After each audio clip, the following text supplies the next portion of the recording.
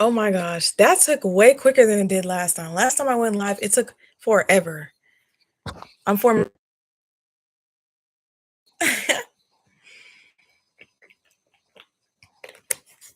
I'm here. Let me wait for some of you, since y'all said y'all didn't have anything better to do.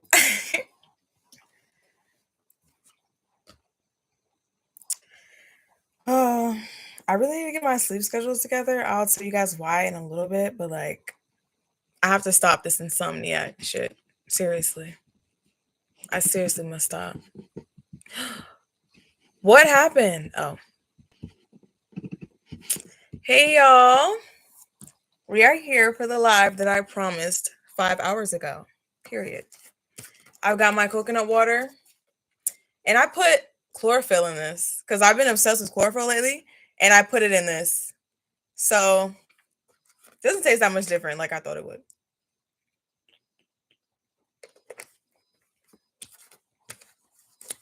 Okay.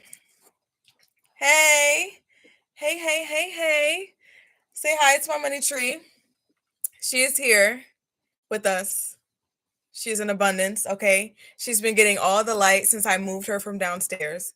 And when I get up, I open this window right here and she just gets all the light and all the love. So let's say hey to her. Okay. um okay, so y'all saw the title. Y'all know what we're doing today. I got a mask. I do this mask once every week. If I don't do it once every week, at least twice a month, so that my skin can stay acting right. Hey y'all, she did. She always eats. Like, I love her. Like, this plant has been with me through a lot of stuff. Like, she's my spirit plant. This mask is an Aztec clay mask. The best beauty kept secret. It's not really a secret, but if you didn't know, now you know. And I made it with water and apple cider vinegar. Make sure if you have this and you mix it up, do not mix it up with a metal spoon. This is glass and then this is plastic. Don't mix it up with metal or with a silver spoon. Okay. How have y'all been though? I've been good. I've been getting life together. I was supposed to paint today, but I took too long doing my room. So I didn't get to do that. But how are y'all? I want to know how y'all are. Honestly, I just moved out here. And the reason I wanted to talk about this was because, like, I feel like back in the day, it was just so much easier to meet people. Like, I feel like it was just so much easier for us to be like, oh, like, welcome to the neighborhood, or do you know about this in town, or you know what I mean? Because we didn't have phones and we didn't have like the internet, we didn't have all this other stuff that we have now. And like, now nobody wants to talk to anybody. Nobody wants to meet anybody. Like, I can't even go outside and wave at people, smile at people without people just like giving me a blank stare. Like, dang, what happened to us being regular humans? Like, we're so disconnected.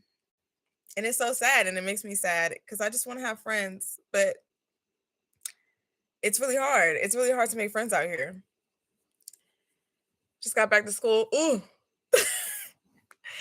Okay, side note, I feel so bad for everybody that is back in school right now because I remember what that felt like.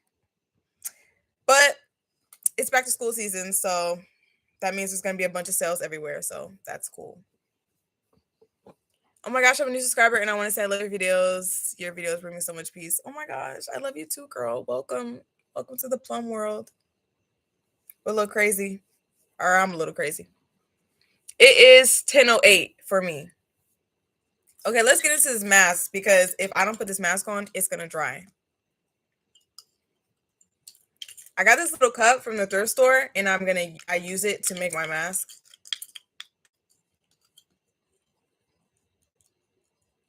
And this little like beauty brush. But yeah, anyway, as I was saying, like, people really are not real anymore. Like, I cannot take this.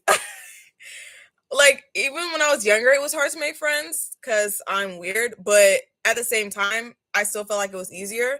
But now that I'm an adult and I'm like, working and like I don't have to go to school, I'm not forced to go to school. I'm not forced to be out in public. I can do whatever I want. That has made it harder to meet people because now I have to be intentional about actually going out, actually trying to meet people, actually trying to be somebody with my life. You know what I mean? And then it's hard because people are hard to talk to. Like everybody is so disconnected. And as an adult, trying to make friends is like, I don't know, it's like next to near impossible. And that sucks because I want to make friends. I want to meet people, but nobody talks to anybody. And we're so caught up online. We're always on social media. We're always watching other people's lives because I'm like, how are all these people, going on these trips with their girls and having girlfriends and everything? And it's like all of these YouTubers that I'm watching that are going on these girl trips and everything, they met other YouTubers. They met people online because that's the new thing. Like everybody's meeting people online. Nobody's actually going out in real life and meeting people anymore. And that's so weird. Like this is so dystopian. This is not how the world is supposed to be. And I don't know what to do about it. Okay, I'm trying to put on my mask and the camera is inverted. So I don't know where I'm going. Oh my gosh, I got it on my nose piercing. Jesus.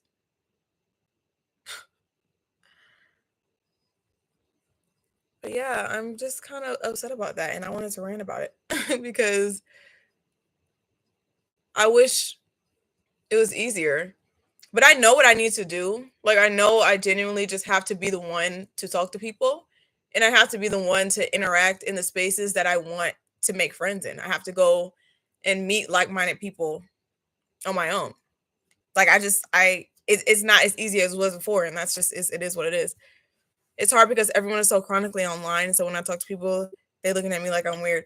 Literally, like you cannot have a regular conversation in public. Like I've been to the grocery store. Like, let me tell you guys something. I was at Lowe's the other day, and this old guy stopped to talk to me and my mom, and he was just talking about like him as a child because he saw my little brother, and he was like, "Wow, like they're always on their iPads and stuff. Like when I was younger, we were riding on our trailer truck. Like he was a really country dude.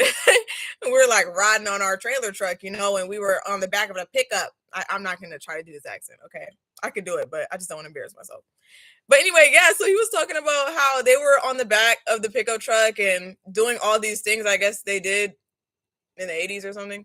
And I don't know. It was like me and my mom were just listening to him and it was just a fun conversation. But I feel like people don't do that anymore. Like everyone's so disconnected and people are like, why are people waving? Why are there so many people out in public? And I do it too. Like I'm guilty of this too. I literally go out in public and I'm like, oh my gosh, I hate when I go out in public and the public is there. Like, what do you mean the public is there? Of course the public is there. We all live on the same planet. Like, why does everyone want to be so alone all the time? Like, it's not okay that we're completely fine with rotting in our bedrooms and being on our phones. That is not okay. Like, that's not okay. And I'm breaking that cycle moving here. I'm going to go out. I'm going to talk to people. And I'm going to be awkward and nervous, but I'm going to do it anyway. And I am encouraging you to do the same. It's crazy how before we had social media, but now it's an open sea and we're in an interactive interest media.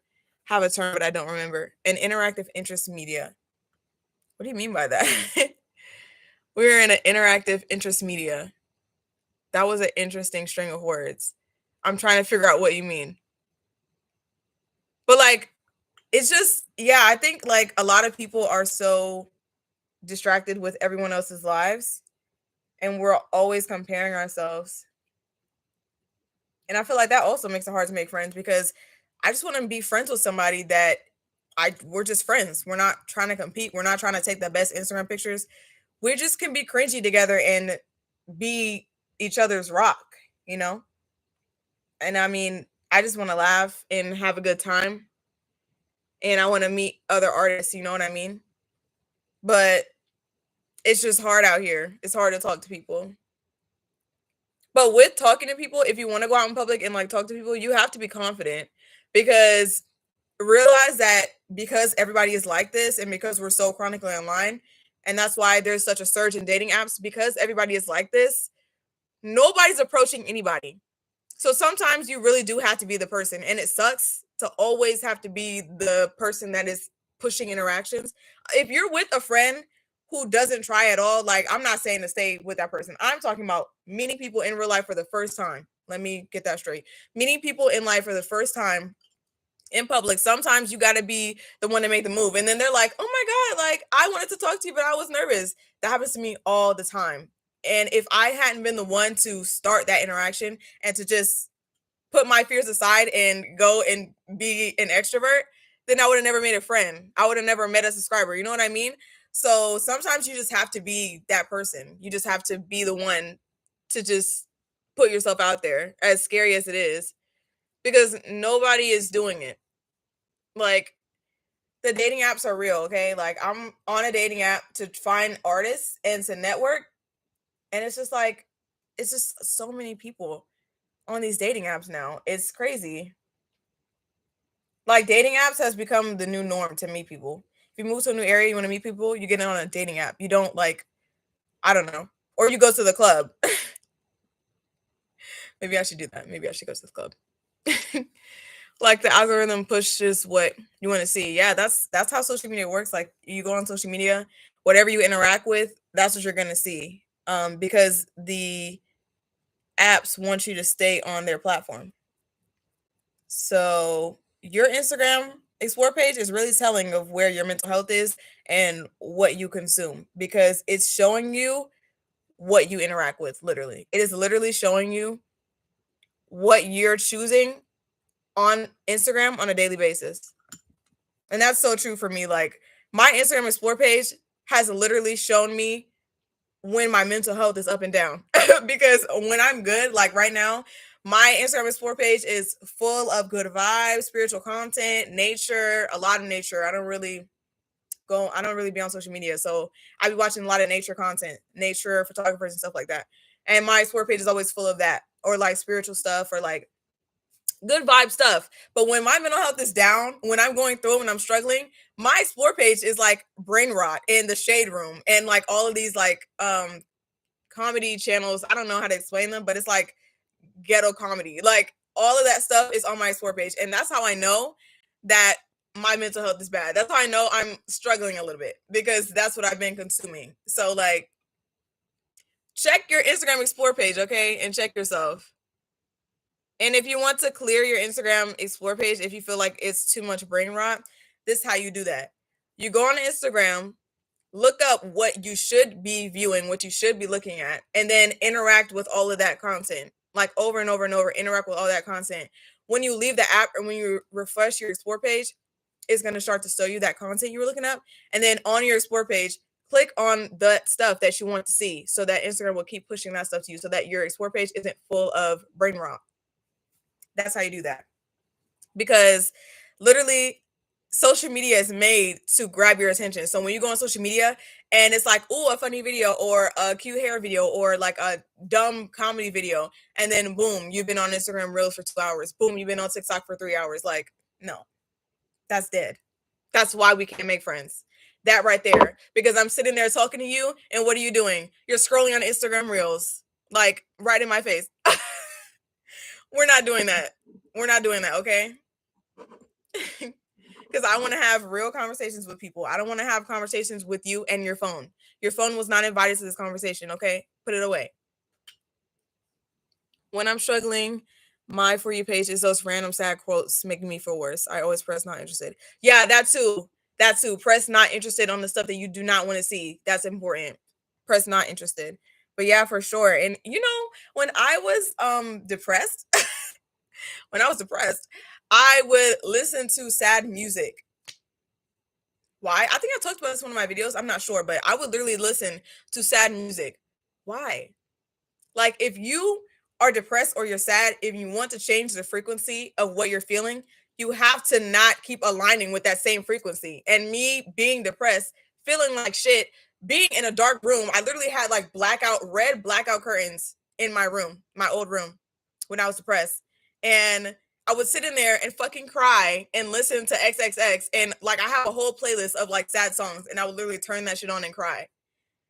That is pathetic. Like, don't do that, okay? Do not do that. If you want to feel better, you need to do things to make you feel better. You need to go outside and see the sun. You need to listen to things that are uplifting you, uplifting music, hype music, podcasts. Don't listen to things and try to put the same frequency, like you're trying to change your frequency. You're trying to align on a different vibration. Why are you perpetuating that by listening to sad music and watching and reading things that are continuing the cycle that you're going on?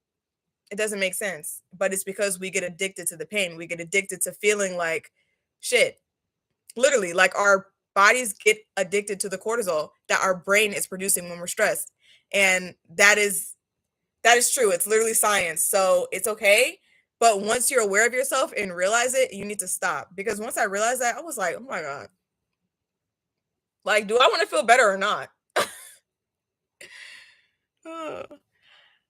I used to listen to sad music and wonder why I'm sad. Literally, like, come on. Come on. Like the music and things that you listen to, it's really important because that stuff is seeping into your subconscious. Like I know like guys who constantly listen to rap and like murder music, and they're really angry, violent people. Like they're really low energy people.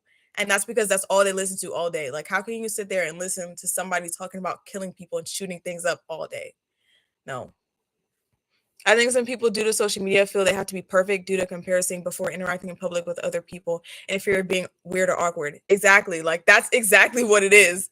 Like we're constantly on social media when we like have this parasocial relationship with people who are in our lives because of social media, because we're like constantly trying to be something that we're not or trying to be perfect. Like we forget that we're fucking human. Like I'm human. Like I'm sorry that I'm nervous, that I get weird, that I'm awkward.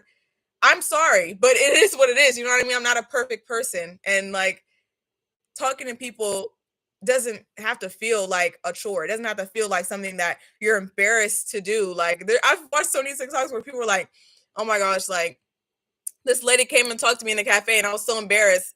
Why are we embarrassed? And I'm literally talking to myself too. Like I get awkward in public, but I've done it to the amount that I can talk to people in public. Like I can be extroverted because I just keep training myself to do it. I keep walking up with my head high so that I look confident, so that I don't look like, oh, I'm not going to approach her. You know what I mean? Like I want to make friends. I want to talk to people. I want to interact with the humans around me. And we don't have to be perfect people to do that, you know? Girl, I with sometimes it's necessary to kill the feeling. I used to think that too. I used to think that if I listen to sad music, I would like feel better, but that's not true, babe. It's not true. Like I never felt better. And the fact that I kept going back to listen to the sad music, it's like that's true in a case where it's like I'm trying to feel the vibe. Like sometimes it's like a gloomy day outside and I put on my chill playlist because I'm like, I'm just feeling the vibe. Like, you know what I mean? It's just a vibe, you know, but when you're depressed and you're listening to sad music, that's not trying to feel the vibe. That's just you trying to align with that depressive energy, and it's only making things worse for you. And then I was sitting in a dark ass room crying. Like I'm exposing myself, but I'm just saying, like, no, this video is not about that, or this live. Oh my God, I'm not filming.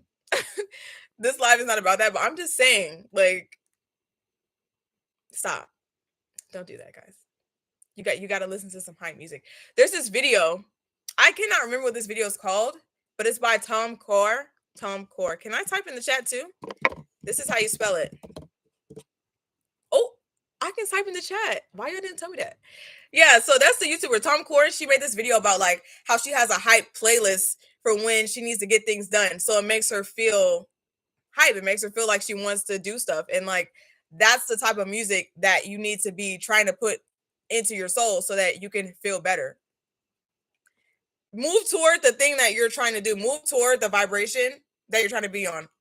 Move toward the alignment, not away. Because I didn't want to be sad, but I was the one making myself stay sad. I would listen to those sad songs when I came to some realization, like, what the hell am I doing? Get up and be happy. Literally, like, why are we crying right now? Like, oh, I feel so bad for my like older self sometimes, but also, you know, she walked so I could run. So I learned lessons from her. This girl asked for my number to be friends and then didn't text me for 2 months and then finally texted me, and when I texted back, she didn't text back. Like, what the fuck?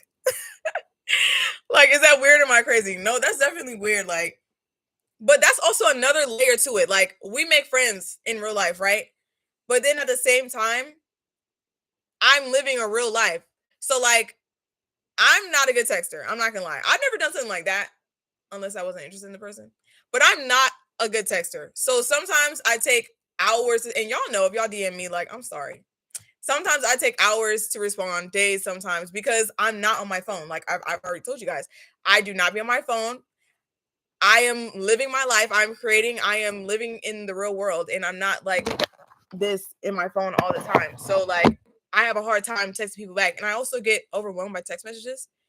I'm neurodivergent, so please don't judge me if you don't agree or that you don't feel this way. But I get overwhelmed by text messages, or I don't have the energy to text and everything. And people, especially when you meet people on dating apps, they just be expecting you to text back in less than 5 seconds. Like, no, I'm living a real life. I just want to have a friend that understands me, and we meet in real life and we have fun together and we're on the same vibe, but we're both individuals and we're both pursuing our goals and living our life. You know what I mean? Like, why is that so hard to find? Like, where's my girlfriend? Let me not getting my feelings. No, but that is weird. Like, it is weird to take a month to text somebody back. If you're interested in them and if you ask them, like, don't do that. Like, you're not, she wasn't trying to make an effort to be your friend. She wasn't trying to make an effort to like build that relationship with you if she didn't want to text you back. So that's another layer to that. Like, don't be expecting people to text you back all fast and be understanding of people in their lives, but also don't be rude to people and respect people's time and their attention and their energy that they're trying to give you. You know what I mean? And if you're not interested in someone, just say that. Y'all don't have to lie. Y'all don't have to, just say that you're not interested in someone. You don't want to be someone's friend. You don't want to be their boyfriend anymore. Like, why do so many people do that? Like, stop. Why? Why are we lying? Just just say you don't want to be with me. Like, the way I was just thinking about this topic. I know, because I just want to make friends, but it's mad hard out here. It's mad hard. You guys see the mask drying? It looks so weird when it's drying. Yeah, that's weird. Like, she literally asked you. She literally asked you. Takes so much energy because I read in 3 different tunes. Yeah, like, my brain, I don't know. And then it's like, I have to not only like find the energy to text back, I have to figure out like what I want to say, especially if I'm on, like, I hate being on the phone. I'm not a phone person, but like, I'm autistic. So I do this thing called autistic scripting where I have to know what I'm going to say like before I talk to somebody. And sometimes I do it when I'm texting people. And that takes a lot of energy. So sometimes I'm just like, you know what? I'll do that later. And then I forget. So I like your pillow. Thank you. But that one, thanks. I love your home decor, by the way. So proud of you for your move. How's it been so far? Oh, thank you so much. I literally just put my room together today, and I'm so happy because I feel I like before I was feeling so like ungrounded and my nervous system was so out of whack because my stuff was everywhere. My journals were in bottom of boxes. Like, my hygiene stuff was just all over the place. And every time I need something, I have to go to every single room in the house. And it was just too much going on for me. So finally unpacking everything and getting like more settled in has definitely like settled my nervous system. And I've been able to regulate myself more. And I've been going outside, doing some biking and stuff, going to the beach, and just being able to like live. And it's been great. Like, I really like it here. Only thing going on now is that I want to meet people, and I'm finding that a little difficult, which it's always been difficult even before I moved here. But I'm just saying, like, making friends as an adult, I just wasn't prepared for this because, like, when you're in high school, you're in college, you're forced to be somewhere, you're around a lot of other people your same age all the time. There's so many more opportunities to meet people. You have events you can go to, and I'm not saying that I don't have events you can go to. There's plenty of events that happen in cities, like wherever you are. I'm pretty sure there's events happening downtown, you know? But when you're an adult and it's like, you are not forced to be anywhere. You can stay in your house all day if you want to. And like, having to consciously make that effort to go make friends is kind of hard sometimes. And then when you do go and make that effort, people aren't really reciprocating your energy. And that sucks. So we lost all our friends. Honestly, like I like cut off my friend group because they weren't doing nothing for me. And then the people that I am kind of cool with, we don't live in the same state anymore. So, you know. What are some traits you seek in a friend and what are some red flags? In a friendship, I believe that not only we should both be on the same wavelength, but our morals have to match. Like, I'm just going to give an example. I'm not a Trump supporter because Trump does not support me and Trump does not support my people. So if my friend is a Trump supporter, you are actively being in a friendship and telling me that you do not care about my life. You do not care about my life. You do not care about my rights. And morally, we are not compatible. So that's really important to me.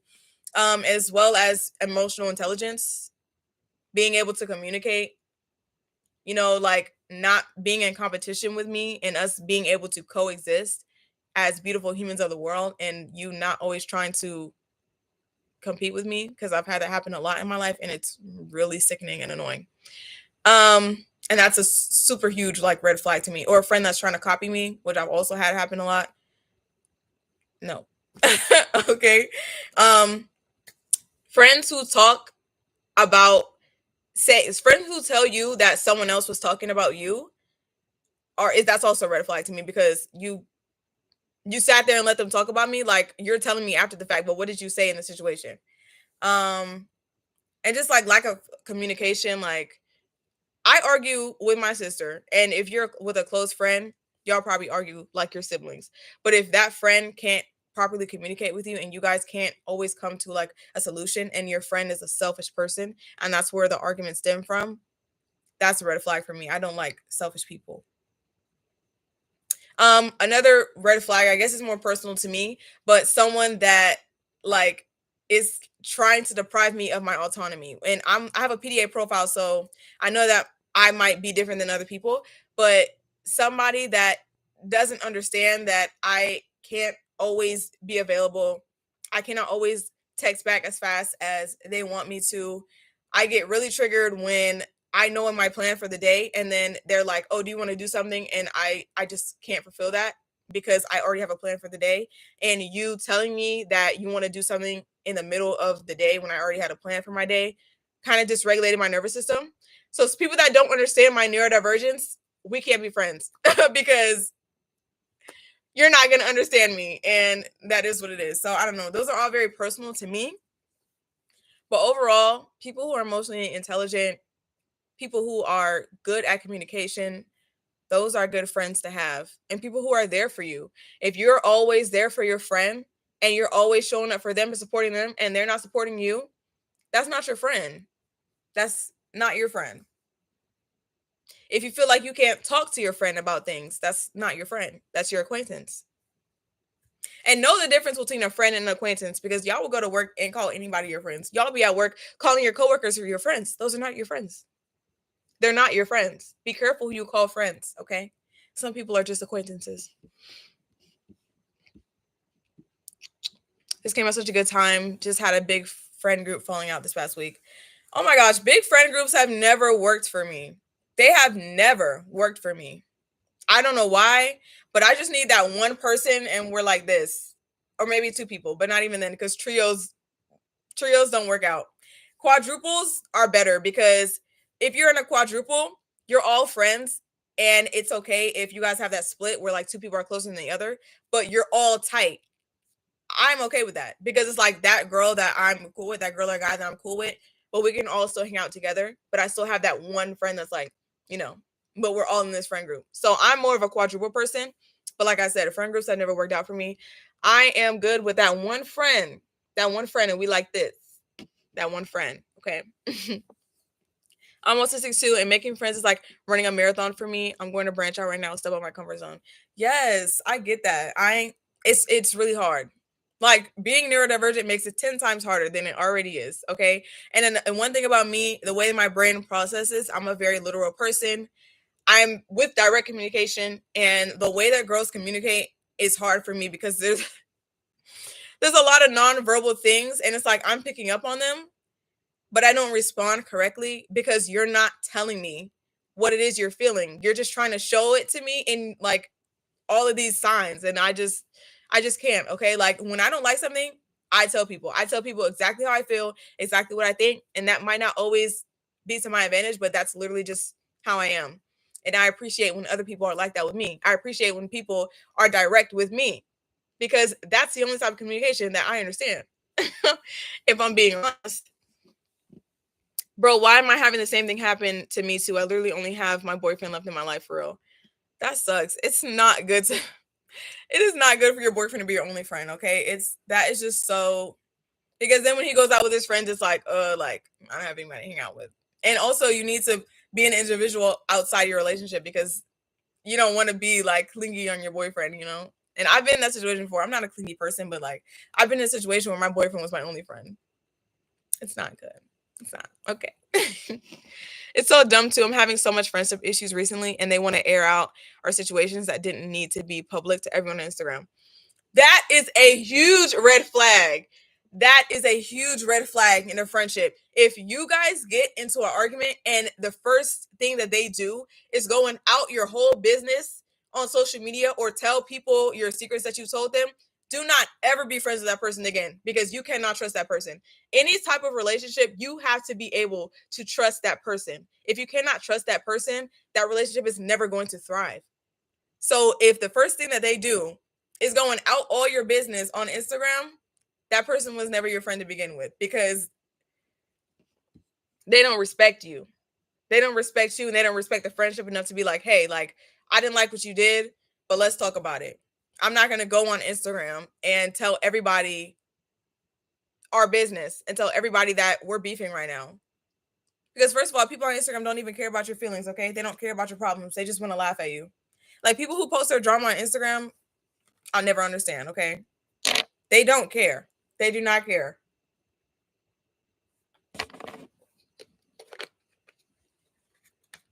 Oh my God, you are describing set of friends I had a falling out with. LOL, selfish with no communication skills. I hate selfish people. Literally. If you cannot communicate, we're not gonna have any type of relationship, because we're not gonna go anywhere. Frenemies type shit. Literally, like that is literally some frenemies type shit. Cut those people off, okay? The universe will reveal people to you. Don't let people have to show you who they are more than once. I made that mistake way too many times. I've been mainly having friends that are just completely one-sided and they don't reciprocate at all. That's another red flag in a friendship. You guys you're in a friendship, you're in a partnership, it's mutual. If one person is always doing the initiating, it's clear that the other person doesn't want to talk to you. And like overall, it doesn't feel good for me to constantly be the one to be like, do you want to go to the mall? Do you want to FaceTime? Do you want to do this? And this person's never reaching out to check if I'm okay. They would be cool if they don't talk to me the whole month. Like, that's not okay. That's not a friend. Like, we could just be acquaintances, like, or we could just not be friends at all. Because that's not fair to me that I'm exerting energy and you're not reciprocating that energy back to me. Save your energy. Save your energy, sis, and cut those friends off. Not me telling y'all to leave all your friends, but I'm sorry. Some of y'all friends don't sound like good friends. And there's so many people in this world. Get out your comfort zone. Go out. Go to the events in your city, or, you know, go to the park, or just get out your comfort zone and talk to people, and you'll meet new people. Because I hate meeting people on like dating apps, but like that's just the best way to meet people. So if that's, you haven't done that yet, then you should do that. Get on there for friends. You can meet friends, or you can meet partners if you want to. But and I recently learned about bottom-up processing too, and everything makes so much sense now. Yes, that's literally me. I literally bottom-up process too. Wow, I didn't know like so many of my viewers are neurodivergent. Like, oh, wow, that makes me feel so happy, because in my life, there's not many people I can like talk to that won't understand what I'm saying. And like me being the way I am and looking the way I look, people just dismiss me and think that there's nothing wrong with me, and just say, you know, you're fine. It's not that. When I literally just have an invisible disability that nobody else can see, that I'm dealing with every single day, but nobody is acknowledging it and nobody is understanding me, and my emotions are being dismissed just because I don't look like an autistic person. What the fuck is that supposed to mean? We're not even going to talk about that, because I'm going to get mad, and that is not what we were supposed to be talking about today. But What do you mean someone doesn't look autistic? Like, yeah. But honestly, not having friends or trying to build friends, but not having friends. And like, I'm complaining about it now. I'm not really complaining, but I'm talking about it. But at the end of the day, I want you to know that I am comfortable with being alone. Like, I'm comfortable not having friends. I am my best friend. And that is something that's so important, not only in today's society, but just you as a person.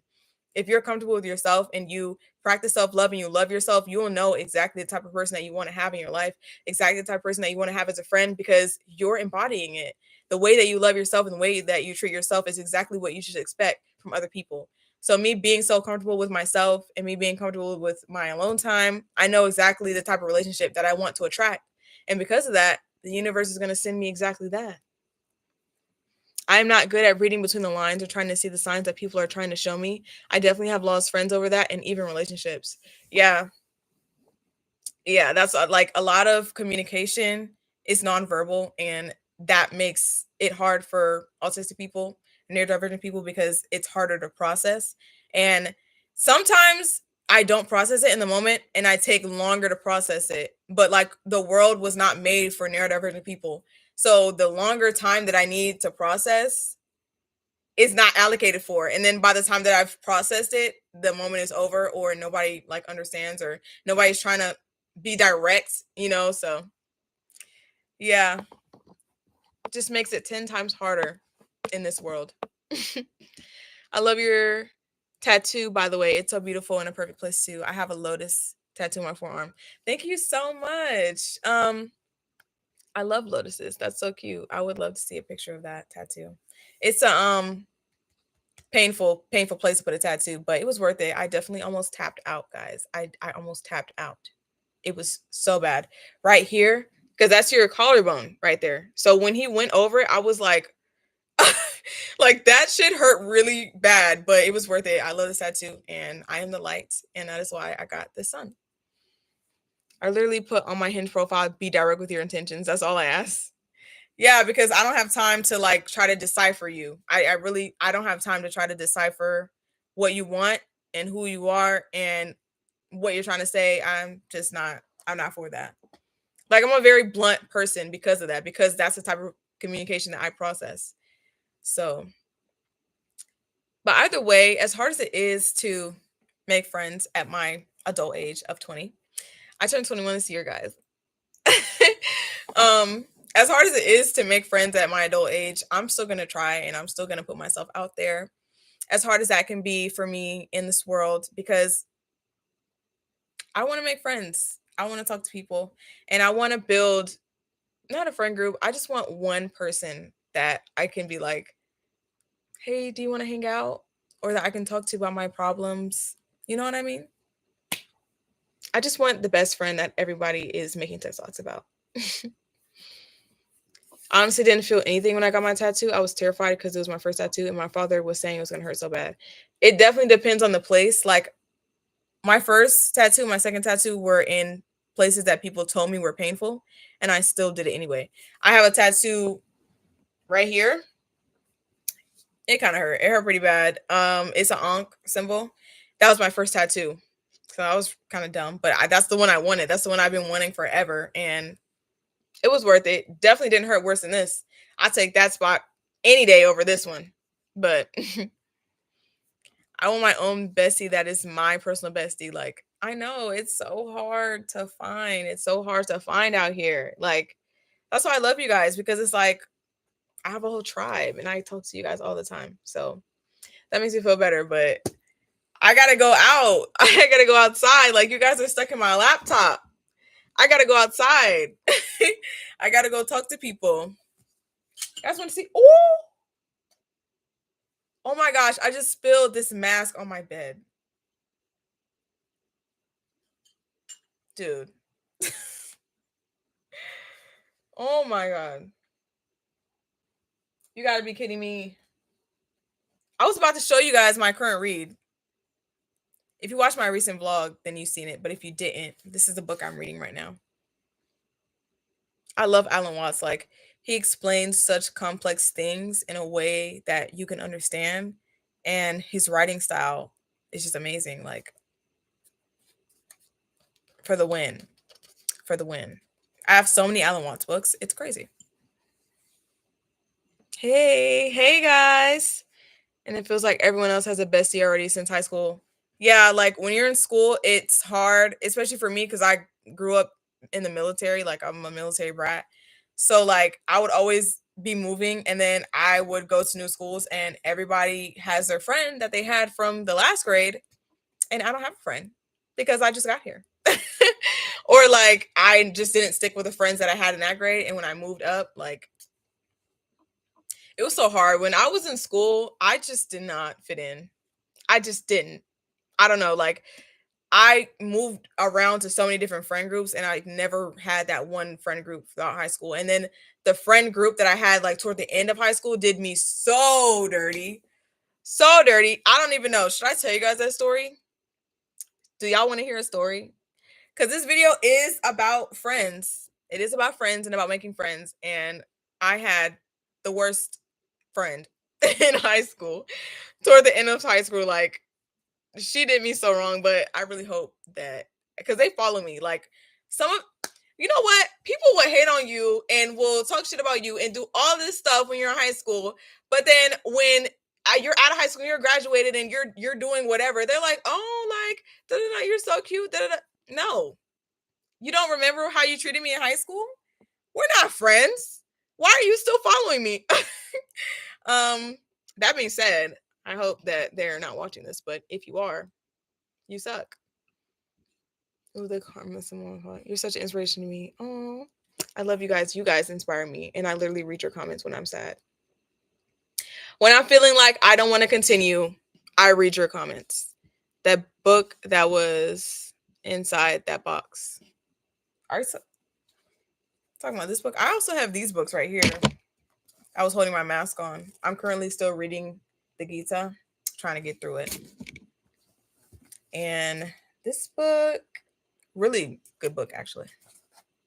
You should get that. If you want to learn about your chakra system and how you can balance your chakras, you should get that.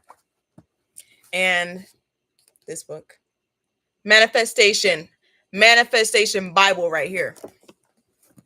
I know, guys, I gotta do another book video. Do not come for me. Don't come for me. It literally sucks because I be going outside to rant to the universe now because I don't got friends to text about it to get some outside advice. Sometimes we get super caught up in a lot of mental noise. Yeah, like, I just want somebody to talk to sometimes. It's hard. But that's why I keep a journal, because my journal is literally my best friend. My journal is here when nobody else is here. My journal is here when my phone is dead and I can't talk to y'all. My journal is here. And she's never going anywhere. And she doesn't have any opinions of her own. She's never judging me. She never got anything to say. She just allows me to listen to her, or she allows me to talk to her. And I love her for that. I fell out with every single person from high school. Me too. Like, is that true? Like, one person, one or two people I didn't fall out with. Okay, like 4. I lied. 4 people I didn't fall out with, but everybody else, yeah. But let me tell y'all this story since y'all wanted to hear it, okay? I'm gonna use some fake names, okay? And I'm gonna leave out details purposely just in case anybody is gonna watch this or is watching this. Basically, toward the end of high school, I had this little friend group. It was like a trio, okay? And one of the girls, we weren't really as close. I was close with this girl, and then this girl was just kind of there, but she also had that girl, but I wasn't really close with that girl, and that girl was not really in the friend group. Do y'all understand that? I need y'all to understand that, okay? Okay. So me and this girl that I was close with, we literally hung out every day. You know, we gardened together all the time. Okay, like, we were really close. And I wasn't that good at deciphering other people. I was good at deciphering people, but I was the type of person to ignore a lot of red flags until it got to the point where I just couldn't ignore anymore. And I'm so glad that I'm not that person anymore. But I was that person. So me and this girl were friends, or at least I thought we were friends, but there was a lot of red flags in that relationship. She was clearly jealous of me. She was jealous when other guys would approach me or when they would talk to me. And she would say like slick things. She would give me like backhanded compliments. Okay. she was always putting me in dangerous situations that I didn't need to be in. And if she was a good friend, she wouldn't put me in those situations, like at parties and things like that. I'm gonna leave some of those details out because I don't want nobody to. Anyway, right? So she just was not a good friend. And so we worked together. And there was this one time that we worked the day before, and then we planned the day before that we were going to go to a party. Me and her were going to go to this party. Okay. Me and her were going to go to this party. So that's what ended up happening. I did not know that thing one and two were also going to be at that party. And then not only thing one and two, but their other three things were also going to be at that party. Okay. And I'm not really cool with the other thing threes because we're just not cool like that. And one of the girls, she doesn't like me for no reason. Like when I was in high school, I had a lot of people that didn't like me for no reason. So there was one of them in that three things she didn't like me. Okay. So we go to this party. Everything is cool. I did some things that I should not have done that night. And I don't even know if I should say it, but I was in high school. So please, if you're in school and you're in high school, or you're in college and you're starting a party, do not do what I did. Do not drink and drive. Do not smoke and drive. Don't do those things. But that is what I did that night. Okay. So that night I was drinking. Okay. We went to this party. I was drinking. I was with the one friend. Let me give her a name. Leia. Me and Leia went to the party together. Okay. We were drinking there. We were gardening there. We were getting into things we shouldn't have been getting into at that party. Okay. Then a second party came up. I don't know where this party was. Nobody told me about the second party, but Leia wanted to go. So we went. I drove to that party. Because mind you, I had got my car. I graduated early from college. I mean, from high school. So I had got my car. And I noticed that when I got my car, she would want to use me for my car. Like she would always ask me for rides places. She would always be trying to hang out, and doing all these things that she wasn't doing before because I had a car. And I started to feel that this person was being selfish. Like half the time she would never give me gas money. And I was okay with that because I'm a good friend. And I was like, I'll take you, girl. I'll take you wherever you want to go. You don't have to give me gas money. But then it got to the point where I was like, no, this person's taking advantage of me because she didn't want to use, you know what? I'm not going to start her business like that. She couldn't drive that car, her other car. So I was like, I'll take you. I'll take you where you want to go. I'll help you out. But she was being very selfish and she wasn't reciprocating the energy that I was giving her. Okay. So back to that night, we're going to the second party. And not only are the two other girls there that are in our friend group, but I'm not really that close with them.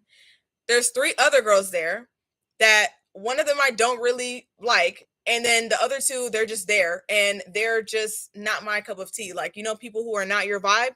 Yeah, they weren't my vibe. And they were there and Leia was hanging out with them, knowing I wasn't really messing with them like that.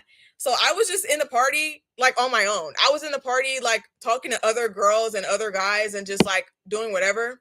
And my friend got upset with me for that, right? So in the midst of her getting upset with me as the party's going on and everything, the party gets, can I say that word? What word can I say? Do you guys know what I mean? Like, I don't know what I can say, but something bad happened at the party.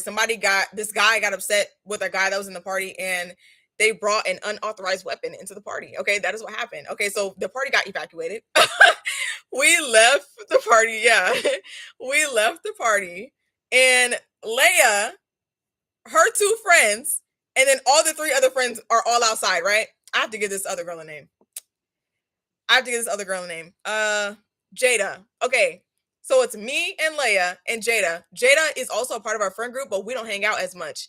Actually, her and Leia hang out more than me and Jada do, if you understand what I'm saying, right? So me, Leia, and Jada are outside, and then the three other friends are out there, right? They're not even talking to us. I just want to make this clear for you guys. We're all outside. Everybody's like, what's going on? People are recording. The two dudes were like fighting. It was a lot going on. And I started to feel like I was not safe. And I started to feel like I needed to leave. So when I started to feel like I needed to leave, I was like, Leia, let's go. This is funny. It wasn't funny then, but it's funny now. Okay, so I'm like, Leah, let's go. Okay, I'm the one with the car. I am the one with the car.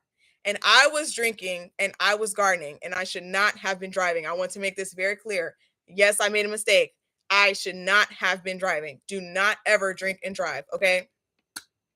Which is going to become evident at the end of the story. So I'm like, me and Leia, we need to go. The other girls, the three other girls I told you about, they're still talking. They have not talked to me all night. I just want to make this clear for the next part of the story. They have not talked to me all night. Okay. So me and Leia are about to leave. So I'm like, all right, let's go. So I'm going to the car. Leia's following me because she came with me. So she's leaving with me. So we came to the car. Jada is coming to the car too. I'm like, what's up? And mind you, she had told me in the party that her boyfriend was there.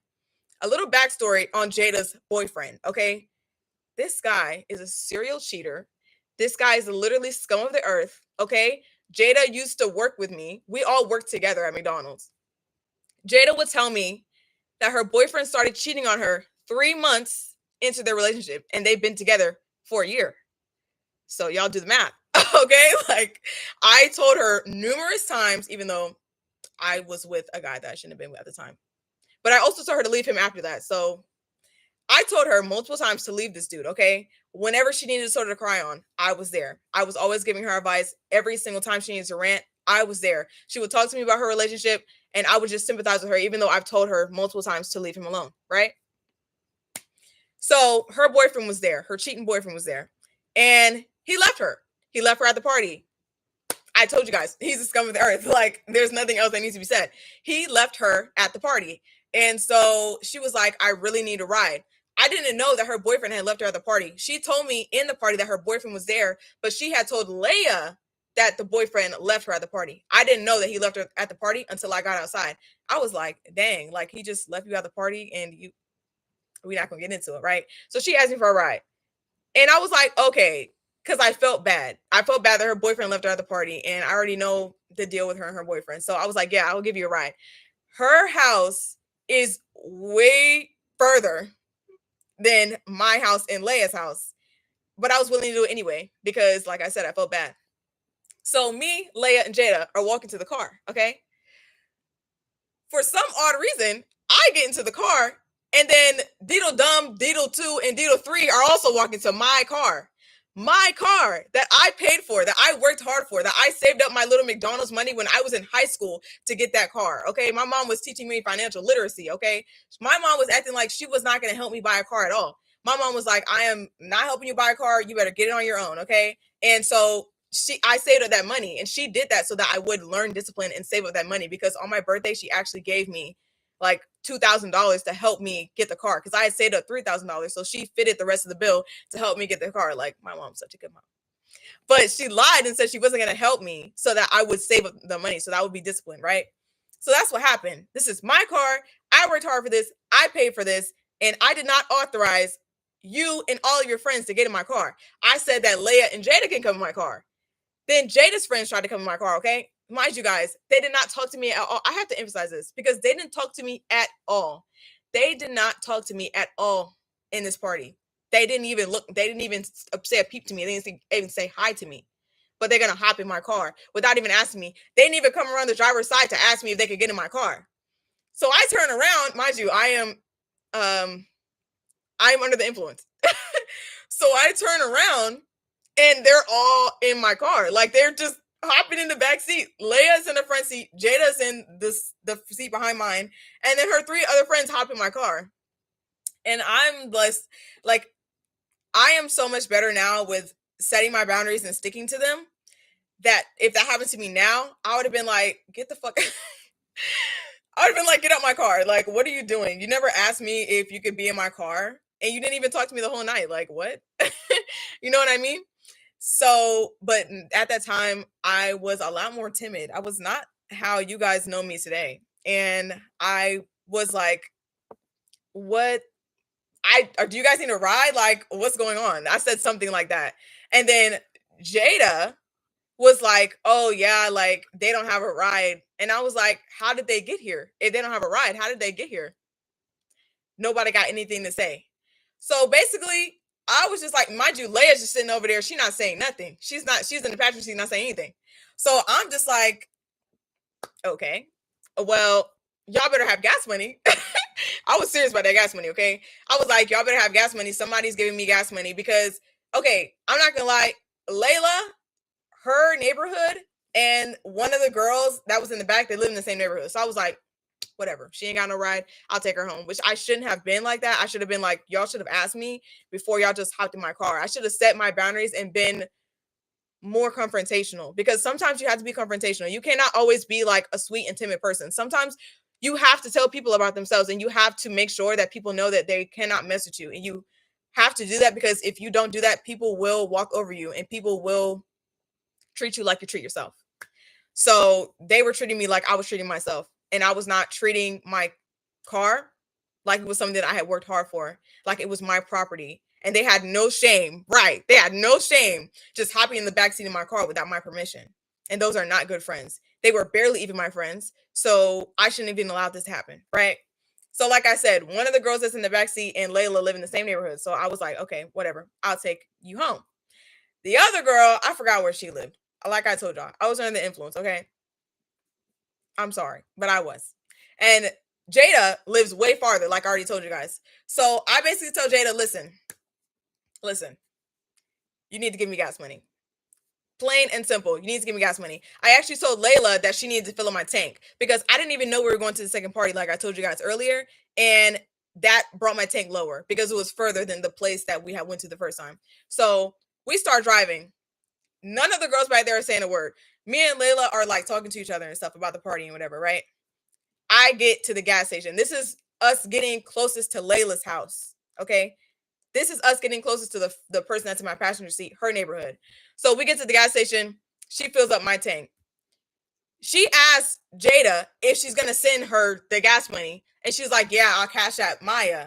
And I'm like, okay. So I guess she's not going to help you fill up the tank. You're going to fill up the tank on your own. But I still need gas money for taking you home, because you let these girls hop in my car without asking me at all. They didn't even talk to me the whole time at the party. But okay. But you're going to give me my gas money though.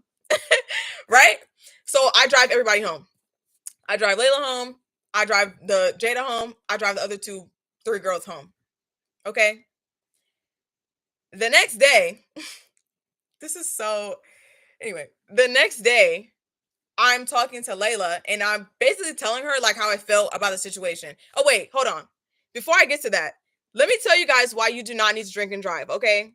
I don't even know what this live is turning into, but I hope you love it. But anyway, do not ever drive under the influence. I don't care if you're the type of person who's like, oh, but I drive well when I'm high. No, do not drive under the influence, okay? Because it's not about you. You're putting other people on the road in danger because you don't know how you're actually driving because you're under the influence. Okay, so like I told you guys, I was crossfaded, I was drunk, and I was high driving home. Okay, so when I had dropped everybody off, which by the grace of God, everybody was not in my car. So when I had dropped everybody off, I'm getting back on the highway to come home. It is late. It is like 3 a.m. Okay, and I'm driving. And down the road that I'm driving, it's like a back road to get back, because I used to live in the country before I moved here. And it's like a back road. The speed limit is like 40.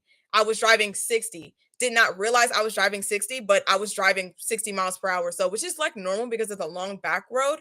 But there's a huge curve where I have to take my exit to get off to my neighborhood.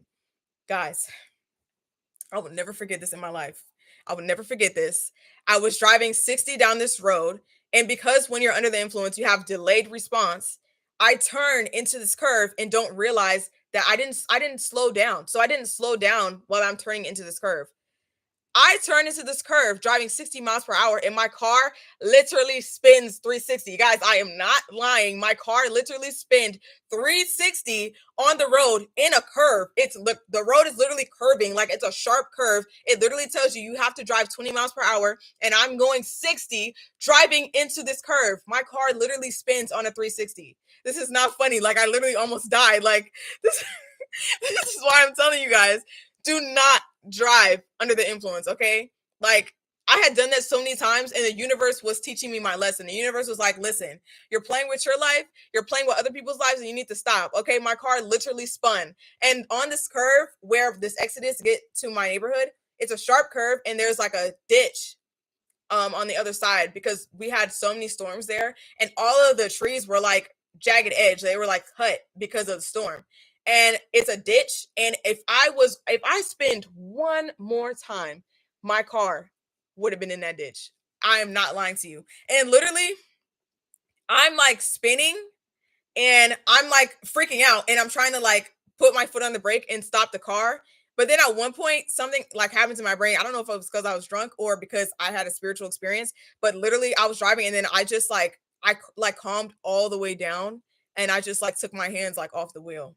Like I literally accepted death, guys. Like I literally accepted death. I literally was like, okay, like this is my fault and I'm gonna die for it. Like I'm gonna die for the mistake that I made tonight. I literally calmed all the way down. I feel like I had that feeling that people say that they get when they almost die from drowning. That's literally how I felt because I was panicking at first and trying to stop the car. And then when I realized it wasn't doing nothing and I was still fucking spinning in 360 circles, I just gave it to the universe. I just gave it to spirit. I said, okay, this is my fault. Like I was under the influence driving and I'm causing an accident for myself.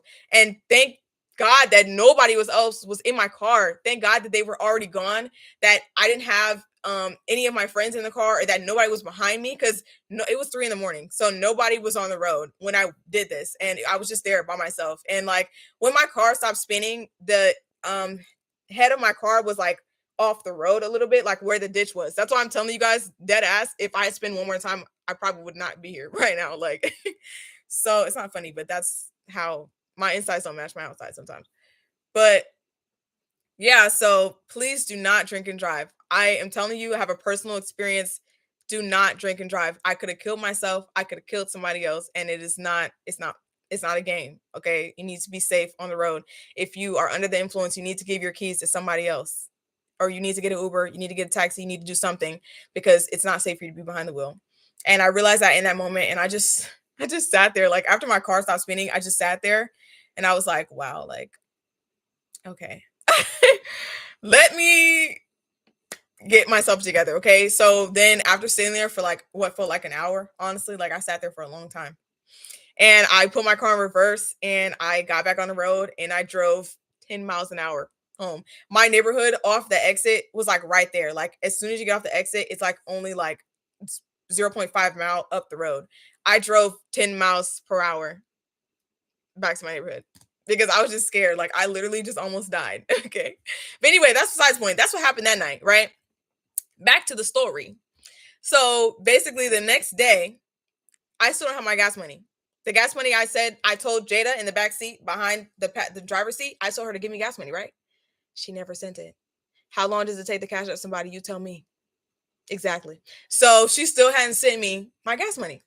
So I'm texting Layla because, mind you, Layla's my friend. I thought she's my closest friend that's in the group. I'm not like I'm cool with Jada, but like we're not as close as me and Layla are. So I thought maybe they were closer than me, or maybe they just didn't like me. Like they were just jealous, and they were just bad people. They were just bad friends.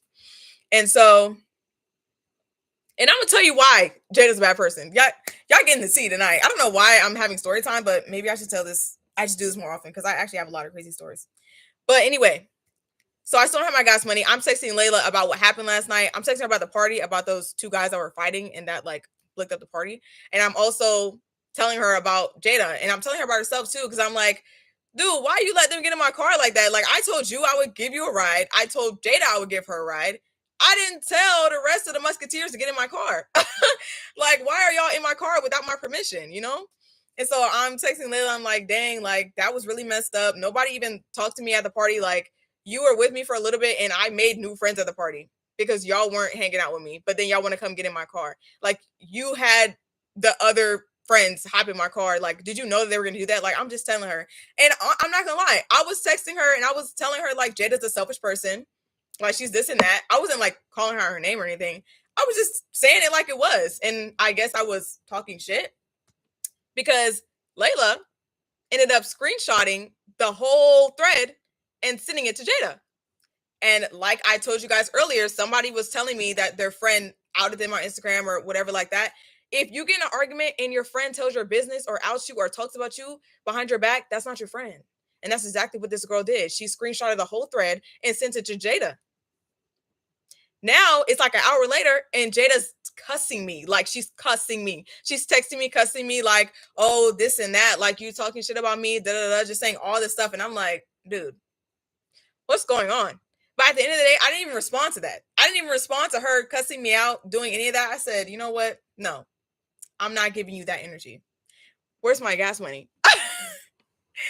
Where's my gas money? Like, this is what this is all about. Where's my gas money? And she starts talking about, I was going to send you your gas money. You didn't have to talk about me, da da da da. And I was like, that was a private conversation between me and Layla, first of all. Second of all, I wasn't talking about you. I was telling you about yourself. I was telling her about you, but like, it's true. And if push come to shove, I would have said it to your face. So I wasn't talking behind your back. I would have said it to your face. And the next time I saw you, I was going to grudge you about my gas money because you hopped in my car with like three other people. Like, no. Exactly. That's foul. So I'm like, where's my gas money? She, what's the word called when she evades my question. She keeps evading my question. She starts talking about she left her sister's something in my car, right? I go out to my car. I guess it's like a little like white jacket and some lip gloss or something like that. And I'm like, this is irrelevant. Where is my gas money? Like, that's what this is about. You calling me all type of names, you saying all this and that and creating an argument over nothing when the main point is you hopped in my car last night. Your boyfriend left you at a party, so I gave you a ride home. And then you brought 3 other people for me to give them a ride. And you're not giving me my gas money. So she starts grudging me about her sister's stuff. And I'm like, listen, we work at McDonald's. I'll pull up at McDonald's and I'll give you your sister's stuff. But you need to send me my gas money. If you don't send me my gas money, I'm going to throw her stuff away. I'm not going to lie, y'all. I'm not going to lie, y'all. I said that. Like, it might have been wrong, but like, I just wanted my gas money. At this point, I was feeling petty because they were literally like ganging up on me when I didn't even do nothing wrong. Like, she's saying I was talking shit about her behind her back when I was not talking about her. I was just telling Layla what was happening at the party. And Layla's messy. Like, she's not a real friend, guys. She's a super selfish person. I have lots of stories about her. Should have stopped being friends with her a while ago. But anyway, so she's grudging me about her sister's stuff. I'm like, listen, I'm gonna throw your sister's shit away. After I said that, she was starting to fight me. She was like, oh, really? You want to throw my sister's stuff away? Pull up, da-da-da, this and this and that. Trying to fight me over her not giving me her gas money, my gas money. And this girl, Jada, let me just tell you another bit of background about her other than her serial cheating boyfriend. She literally wants to fight everybody. She wants to fight everybody. She's constantly fighting everybody. Everybody at school knows this girl. She just wants to fight everybody. That's her solution to everything. But on top of her wanting to fight everybody, she's not even a good fighter. Like, she gets beat up.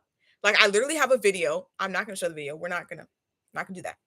I literally have a video of her getting beat up at a football game at my high school because she started grudging this girl that she was beefing with, I guess, at our game. And the girl punched her in the face.